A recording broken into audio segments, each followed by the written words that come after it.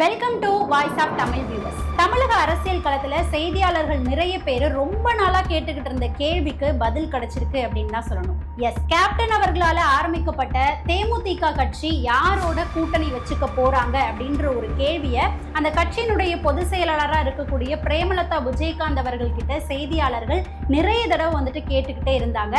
அந்த கேள்விக்கான பதில் பிப்ரவரி 19ஆம் தேதி கிடைச்சிருக்கு. எஸ், தேமுதிக யாரோட கூட்டணி வச்சுக்க போறாங்க அப்படின்றத அதிகாரப்பூர்வமா வெளியிட்டு இருக்காங்க. அதுக்கான வீடியோக்களுமே சமூக வலைதளங்கள்ல வெளியாயிருக்குது. எஸ், தேமுதிக திமுகவோட கூட்டணி வச்சிருக்காங்க. தேமுதிகவினுடைய பொதுச் செயலாளராக இருக்கக்கூடிய பிரேமலதா விஜயகாந்த் அவர்கள் அண்ணா அறிவாலயத்திற்கு சென்று மு.க. ஸ்டாலின் அவர்களை நேரில் சந்திச்சு அவங்க கட்சியோட தேமுதிகவை இணைத்திருக்கிறாங்க. இதுல என்ன ஒரு விஷயம் அப்படின்னா, பல தசாப்தங்களா எதிரெதிர் துருவங்களா செயல்பட்ட திராவிட முன்னேற்ற கழகமும் தேசிய முற்போக்கு திராவிட கழகமும் இன்று கைகோர்த்திருக்கிறாங்க அப்படின்றதுதான் அரசியல் வட்டாரத்துல பேசும் பொருளாவே இருக்குது. அதாவது விஜயகாந்த் அவர்கள் கட்சி ஆரம்பிச்ச டைம்ல இருந்தே அவர் கட்சியை நடத்திக்கிட்டு இருந்த, அதாவது அவர் இருக்கிற வரைக்குமே திராவிட முன்னேற்ற கழகத்துக்கு எதிராக விமர்சனங்களை வச்சிருக்கிறாரு. அவங்களதான் அரசியல் எதிரியா கொண்டு கடைசி வரைக்குமே செயல்பட்டிருக்கிறாரு. அவர் அரசியல்ல இருந்த வரைக்குமே அவர் திராவிட முன்னேற்ற கழகத்தோட கூட்டணிக்கு அவங்க அழைப்பு விடுத்துமே போனது கிடையாது. பிள்ளைய ஜாமீன் எடுக்க முடியல, போய் டீ வாங்கிட்டு. ஆனா இப்போ அவர் உருவாக்குன ஒரு கட்சி அதே திராவிட முன்னேற்ற கழகத்துல போயிட்டு கை கோர்த்திருக்கு அப்படின்ற ஒரு விஷயம் தான் இங்க விவாத பொருளாவே மாறி இருக்கு. தேமுதிக பல்வேறு சூழ்நிலைகள்ல பல்வேறு கட்சிகளோட இணைந்து கூட்டணி வச்சு தேர்தலில் போட்டிட்டு இருக்கிறாங்க. ஆனா ஒரு தடவை கூட 2005 தேமுதிக தொடங்கப்பட்டது. அதுல இருந்து விஜயகாந்த் அவர்கள் இருந்த வரைக்கும், ஏன் இந்த 2026 சட்டமன்ற தேர்தலுக்கு முன்னாடி வரைக்கும் கூட தேமுதிக பல்வேறு கட்சிகளோட இணைந்து செயல்பட்டிருக்காங்களே தவிர திமுகவோட கூட்டணி வச்சதே கிடையாது. சோ தேமுதிக அரசியல் வரலாற்றுல திமுகவோட கூட்டணி வைக்கிறது இதுதான் முதல் தடவை. இப்படி தேமுதிக திமுகவோட கூட்டணியில போயிட்டு சேர்ந்ததுக்கு அப்புறம் அது குறித்து அந்த செயல்பாடு குறித்து பல தரப்பினர்கிட்ட இருந்தும் விமர்சனங்கள் அப்படின்றது எழுந்துட்டு இருக்கு. இதுல ஒரு படி மேல போய் பாஜக தரப்புல இருந்து ஒரு விமர்சனம் வச்சிருக்கிறாங்க. ரொம்பவே காட்டமான விமர்சனத்தை எடுத்து வச்சிருக்கிறாங்க. என்னன்னா, உங்களுடைய இந்த செயல்பாட்டை கேப்டன் அவர்களுடைய ஆன்மா மன்னிக்காது அப்படின்ற அளவுக்கு விமர்சனத்தை பாஜக தரப்புல இருந்து எடுத்து வச்சிருக்காங்க. இன்னும் பல விஷயங்களையும் பேசியிருக்கிறாங்க. என்ன அப்படின்றத நம்ம வீடியோக்குள்ள பார்க்கலாம். அதுக்கு முன்னாடி தேமுதிகவினுடைய அரசியல் வரலாறு என்ன அப்படின்றது நம்ம எல்லாருக்குமே தெரியும். கேப்டன் அவர்கள் கட்சி ஆரம்பிச்ச அந்த டைம்ல எவ்வளவு வலுப்பெற்ற ஒரு கட்சியா தேமுதிக இருந்தது. அதன் பிறகு எப்படி படிப்படியா குறைஞ்சி இப்போ ஒரு வலுவிழந்த கட்சியா எந்த நிலையில தேமுதிக நிக்குது அப்படின்றத நாம எல்லாருமே பார்த்துட்டு தான் இருக்கிறோம். சரியா பார்த்தோம் அப்படின்னா 2005ஆவது வருஷம் மதுரையில கேப்டன் அவர்கள் ரொம்பவே பிரம்மாண்டமா தேசிய முற்போக்கு திராவிட கழகம் அப்படின்ற ஒரு கட்சியை ஆரம்பிச்சாரு. கட்சி ஆரம்பிச்சு ஒரு வருஷத்திலேயே நடந்த 2006 சட்டசபை தேர்தல்ல தேமுதிக தனித்தே களத்துல இறங்குனாங்க. அப்போ பார்த்தோம் அப்படின்னா சரியா அவங்களுக்கு 8.4% வாக்குகள் கிடைச்சது. அது மட்டும் இல்லாம விஜயகாந்த் அவர்கள் விருத்தாச்சலம் தொகுதியில நின்று வெற்றியும் பெற்றார்.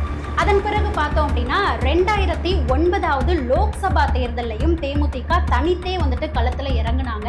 ஆனா ஒரு தொகுதியில கூட அவங்களால வெற்றி அடைய முடியல. ஆனா வாக்கு சதவீதம் அப்படின்றது 8.4% இருந்து 10.3% உயர்ந்திருந்தது. அதன் பிறகு பார்த்தோம் அப்படின்னா 2011ஆவது வருட சட்டசபை தேர்தல். அந்த தேர்தல்ல பார்த்தோம் அப்படின்னா தேமுதிக அதிமுகவோட கூட்டணியில இருந்தாங்க. ஏன் அப்படின்னா திமுகவை தோற்கடிக்கிறதுக்காக அதிமுகவோட கேப்டன் அவர்கள் இணைந்திருந்தாங்க. அந்த முறை தேமுதிகவுக்கு 41 தொகுதிகள் கொடுக்கப்பட்டிருந்தது. அந்த 41 தொகுதிகள்ல 29 தொகுதிகள்ல தேமுதிக வெற்றி பெற்றிருந்தாங்க. ஆனா அந்த முறை பார்த்தோம் அப்படின்னா வாக்கு சதவீதம் அப்படின்றது 10.3%இருந்து 7.9% குறைந்திருந்தது. இருந்தாலும் தேமுதிக எதிர்கட்சியா சட்டசபைக்குள்ள நுழைந்தது. அந்த எதிர்கட்சி தலைவர் சீட்ல கேப்டன் அவர்கள் அமர்ந்தார். அதன் பிறகுதான் 2014ஆவது லோக்சபா தேர்தல். இந்த தேர்தல்ல கேப்டன் அவர்கள் என்ன பண்ணாங்க, அதாவது தேமுதிக யார் கூட இணைந்தாங்க அப்படின்னா பாஜகவோட கூட்டணியில இணைந்தாங்க. அப்படி பாஜகவோட கூட்டணியில இணைந்து போட்டியிடும் போது அந்த முறை அவங்க ஒரு தொகுதியில கூட ஜெயிக்கல. அதே போல பார்த்தோம் அப்படின்னா அவங்களுடைய வாக்கு சதவீதமும் 5.1% குறைஞ்சிருச்சு. அதுக்கப்புறம் பார்த்தோம்னா 2016ஆவது வருட சட்டசபை தேர்தல். இந்த தேர்தல்ல கேப்டன் அவர்கள் தேமுதிக அதிமுகவுடையும் கூட்டணி வைக்கல, பாஜகவுடையும் கூட்டணி வைக்கல. என்ன பண்ணாங்க அப்படின்னா அதிமுக திமுகவை தாண்டி மூணாவது ஒரு கட்சியா ஒரு சில கட்சிகளை இணைத்து இவர் தலைமை தாங்கி தேர்தலில் போட்டிட்டாங்க. அந்த முறை தேமுதிக பார்த்தோம் அப்படின்னா 104 தொகுதிகளில் போட்டிட்டாங்க. ஆனா ஒரு தேமுதிக ஜெயிக்கல. அது மட்டும் இல்லாம விஜயகாந்த் அவர்கள் உளுந்தூர்பேட்டை தொகுதியில நின்னாரு. அந்த தொகுதியிலையும் விஜயகாந்த் அவர்கள் வெற்றி பெறல அப்படின்றது ரொம்பவே அதிர்ச்சியான ஒரு விஷயமா இருந்தது. அது மட்டும் இல்லாம அந்த முறை அவங்களுடைய வாக்கு சதவீதம் பார்த்தோம் அப்படின்னா 2.41% ரொம்பவே குறைஞ்சு போயிருந்தது. அது மட்டும் இல்லாம அந்த டைம்ல ரொம்பவே முக்கியமான ஒரு விஷயம் என்ன அப்படின்னா, இந்த 2016 தேர்தலை எதிர்கொள்றதுக்கு முன்னாடி திமுகவில், அதாவது முன்னாள் முதலமைச்சராக இருந்த கலைஞர் கருணாநிதி அவர்கள் விஜயகாந்த் அவர்களை அவங்க கட்சியில இணைக்கிறதுக்காக அழைப்பு விடுத்திருந்தாரு. ஆனா அந்த அழைப்பையும் வேணாம் அப்படின்னு சொல்லி 3வது ஒரு கட்சியை உருவாக்கி தான் ஒரு இடத்துல கூட ஜெயிக்காம அவங்க வந்துட்டு தோல்வியுற்று போனாங்க. அவங்களுடைய வாக்கு சதவீதமும் ரொம்பவே அதிகமான அளவுக்கு குறைஞ்சு போயிருந்தது. அதுக்கப்புறம் பார்த்தோம்னா 2019 தேர்தல், 2019 வருட தேர்தல்ல திரும்பவும் அதிமுகவோட போயிட்டு இணைந்தாங்க. ஆனா அப்பவும் ஒரு இடத்துல கூட அவங்க வந்து ஜெயிக்கல. வாக்கு சதவீதம் அப்படின்றது பார்த்தோம்னா 2.19% திரும்பவும் வந்துட்டு குறைஞ்சது. அதன் பிறகு 2021 சட்டமன்ற தேர்தலில் என்ன பண்ணாங்கன்னா, அமமுகவுடைய தலைமையில தேமுதிக போயிட்டு கூட்டணியில இணைந்தாங்க. அந்த முறை தேமுதிகவுக்கு 60 தொகுதிகள் வந்துட்டு வழங்கப்பட்டது. அந்த 60 தொகுதிகள்ல ஒரு தொகுதியில கூட தேமுதிக வெற்றி பெறவே இல்லை. அது மட்டும் இல்லாம குறிப்பா அவங்களுடைய வாக்கு சதவீதம் அப்படின்றது 0.43% ரொம்பவே குறைஞ்சு போயிருந்தது. அதுக்கப்புறம் தான் கேப்டன் அவர்களும் காலமானாரு. நம்ம எல்லாருக்குமே வந்துட்டு அது தெரியும். கேப்டன் அவர்களுடைய மறைவிலிருந்து இப்ப வரைக்குமே நாம எல்லாரும் வெளியில வரல அப்படின்றது தான் ரொம்பவே உண்மையான ஒரு விஷயம். அதன் பிறகு பிரேமலதா விஜயகாந்த் அவர்களுடைய தலைமையில அவங்க பொதுச் செயலாளரா பொறுப்பேற்று தேமுதிகவை நடத்த ஆரம்பிச்சாங்க. அதன் பிறகு பிரேமலதா விஜயகாந்த் அவர்களுடைய தலைமையில அவங்க பொதுச் செயலாளரா இருந்து தேமுதிகவை நடத்த ஆரம்பிச்சாங்க. அதன் பிறகு பார்த்தோம்னா 2024 சட்டமன்ற தேர்தல் வந்துட்டு அந்த தேர்தல்ல தேமுதிக அதிமுகவோட தான் கூட்டணி வச்சாங்க. ஆனா அப்பயுமே ஒரு தொகுதியில கூட அவங்க வந்து வெற்றி பெறல. ஆனா வாக்கு சதவீதம் அப்படின்றது 0.43% இருந்து 2.59% உயர்ந்திருந்தது. ஸோ அதன் பிறகுதான் இப்போ வருகின்ற 2026 சட்டமன்ற தேர்தலை எதிர்கொள்ள போறாங்க. இந்த முறை பார்த்தோம் அப்படின்னா தேமுதிகவினுடைய அரசியல் வரலாற்றிலேயே இல்லாத ஒரு நிகழ்வு நடந்திருக்குது. தேமுதிக திமுகவோட கூட்டணியில இருக்கிறாங்க. 2026 சட்டமன்ற தேர்தலை எதிர்கொள்ள போறாங்க. ஸோ இதன்படிதான் பிப்ரவரி 19ஆம் தேதி பிரேமலதா விஜயகாந்த் அவர்கள் அண்ணா அறிவாலயத்திற்கு சென்று மு க ஸ்டாலின் அவர்களை சந்திச்சு தேமுதிகவை திமுகவோட இணைத்திருக்கிறாங்க. அதன் பிறகு பிரேமலதா விஜயகாந்த் அவர்கள் செய்தியாளர்கள் சந்திப்பும் கொடுத்திருக்கிறாங்க.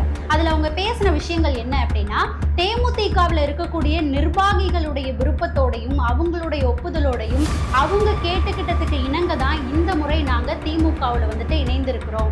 இந்த தேமுதிக திமுக கூட்டணி அப்படின்ற இந்த கூட்டணி அப்படின்றது விஜயகாந்த் அவர்களுக்கும் விருப்பமான ஒரு விஷயம் தான். ஏன்னா 2016 வருஷமே இந்த கூட்டணி வந்துட்டு அமைந்திருக்க வேண்டியது. ஆனா அரசியல் சூழல் காரணமா அந்த சமயத்துல சேர முடியல. அந்த சமயத்துல கேப்டன் அவர்களுக்கும் விருப்பம் இருந்ததுதான். அப்ப கூட கலைஞர் கருணாநிதி அவர்கள் பழம் நழுவி பாலில் விழும் அப்படின்ற ஒரு விஷயத்தையுமே வந்துட்டு பேசியிருப்பாரு. ஸோ அதுதான் வந்துட்டு கிட்டத்தட்ட 10 வருடத்திற்கு பிறகு இப்போ நடந்திருக்குது.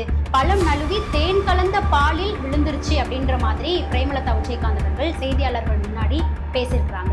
இப்போ தேமுதிகவுக்கு திமுக எத்தனை சீட்டு வழங்க போறாங்க, என்ன நடக்க போகுது, அவங்க கேட்ட ராஜ்யசபா இடம் வந்துட்டு கொடுக்க போறாங்களா, ராஜ்யசபா உறுப்பினரா அந்த சீட்டை வந்துட்டு கொடுக்க போறாங்களா அப்படின்னு பார்த்தோம்னா, திமுகவோட கூட்டணியில் இருக்கக்கூடிய மற்ற கட்சிகளுக்கெல்லாம் திமுக 6 தொகுதிகள் வந்துட்டு ஒதுக்கி இருக்கிறாங்க. அதே போல தேமுதிகவுக்கும் 6 தொகுதிகள் ஒதுக்கப்படும் அப்படின்ற மாதிரி தகவல் வெளியா இருக்கு.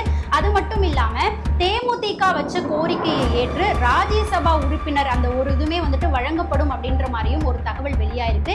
என்ன நடக்க போகுது, எந்த மாதிரியான தொகுதி பங்கீடுகள் அப்படின்றது நடக்க போகுது அப்படின்றத நாம வந்து அவங்க கிட்ட இருந்து அதிகாரப்பூர்வ அறிவிப்புகள் வெளியில வரைக்கும் காத்திருந்து தான் பார்க்கணும். இதுல இன்னொரு முக்கியமான விஷயம் என்ன அப்படின்னு பார்த்தோம்னா, இப்படி தேமுதிக திமுகவோட போயிட்டு கூட்டணியில இணைந்ததுக்கு அப்புறம் இந்த செயல்பாடு குறித்து பல தரப்பினர்கிட்ட இருந்தும் விமர்சனங்கள் அப்படின்றது எழுந்தது. குறிப்பா பார்த்தோம்னா பாஜக தரப்புல இருந்து ஒரு விமர்சனம் போட்டிருக்கிறாங்க. அதுவும் அவங்களுடைய எக்ஸ்தல பக்கத்துல இப்படி ஒரு பதிவு வந்துட்டு போட்டிருக்கிறாங்க. அந்த பதிவுல அவங்க என்ன சொல்லியிருக்கிறாங்க அப்படின்னா, தன் வாழ்நாள் முழுவதும் திமுகவை எதிர்த்து அரசியல் செய்து மக்கள் பணி ஆற்றியவர் தான் கேப்டன் விஜயகாந்த் அவர்கள். அப்படி திமுகவை எதிர்த்து விஜயகாந்த் அவர்கள் அரசியல் செய்து மக்கள் பணி ஆற்றியதுனால தேமுதிகவுக்கும் விஜயகாந்த் அவர்களுக்கும் அவமானங்களையும் கொடுமைகளையும் வழங்கியதுதான் இந்த திமுக.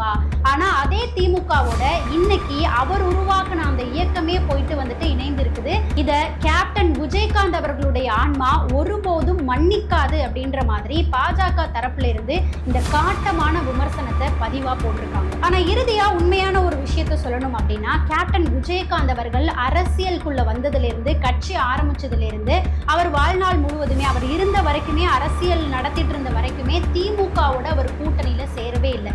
திமுக தரப்புல இருந்து அழைப்பு விடுத்தப்ப கூட அதை வேண்டான்னு சொல்லி திமுக வீழ்த்துறதுக்காக அதிமுகவோட தான் சேர்ந்தாரே தவிர திமுகவோட போயிட்டு அவர் கடைசி வரைக்கும் கூட்டணியில இணையவே இல்லை. ஆனா இப்போ தேமுதிக தொண்டர்களுடைய நலன் கருதியும் நிர்வாகிகளுடைய நலன் கருதியும் திமுக இணைந்திருக்கிறோம் அப்படின்ற மாதிரி ஒரு கருத்தை எடுத்து வச்சிருக்காங்க. இந்த செயல்பாடு தேமுதிகவுக்கு வருகின்ற சட்டமன்ற தேர்தலில் எப்படி அமைய போகுது, கேப்டன் விஜயகாந்த் அவர்களுடைய தீவிர தொண்டர்களா இருக்கக்கூடியவங்க இந்த ஒரு கூட்டணி அமைப்பை ஏத்துக்குவாங்களா, அவங்களுடைய வாக்குகள் இவங்களுக்கு வந்து சேருமா அப்படின்றத 2026 சட்டமன்ற தேர்தல் நடக்கிற வரைக்கும் நாம காத்திருந்து தான் பார்க்கணும். இந்த ஒரு கூட்டணி குறித்து மக்களாகிய உங்களுடைய கருத்து என்னவா இருக்கும், நீங்க என்ன சொல்லணும்னு நினைக்கிறீங்க அப்படின்றத மறக்காம நம்மளுடைய கமெண்ட் செக்ஷன்ல பதிவு பண்ணுங்க. நாம அடுத்த